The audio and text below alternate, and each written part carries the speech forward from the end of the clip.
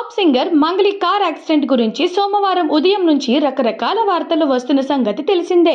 Hyderabad to Bengaluru రహదారిపై తొండపల్లి వంతెన వద్ద సింగర్ మంగ్లీ కార్కు యాక్సిడెంట్ జరిగిందని, ఆమె కారును డీసీఎం ఢీకొట్టిందని, ఈ ప్రమాదంలో మంగ్లీతో పాటు మరో ఇద్దరికి స్వల్ప గాయాలు అయ్యాయంటూ వార్తలు వస్తున్నాయి.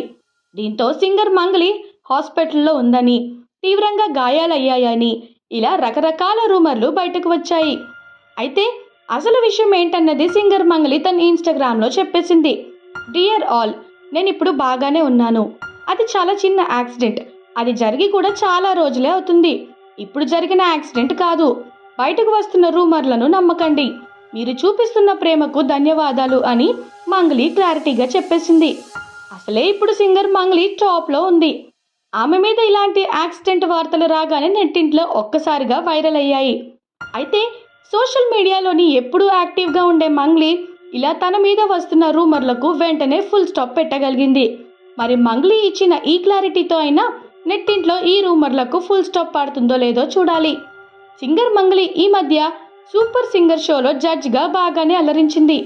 రాహుల్ సిప్లిగంజ్, అనంత్ శ్రీరామ్, శ్వేతా మోహన్లతో కలిసి సింగర్ మంగ్లీ ఆ షోలో తెగ సందడి చేసింది.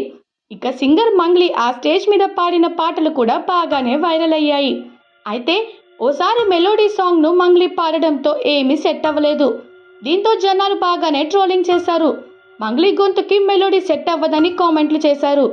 రీసెంట్గా అంటే ఫ్యామిలీ స్టార్ నుంచి కళ్యాణి వచ్చా వచ్చా అనే పాటతో సింగర్ మంగ్లీ వాయిస్ మళ్ళీ ట్రెండింగ్లోకి వచ్చింది.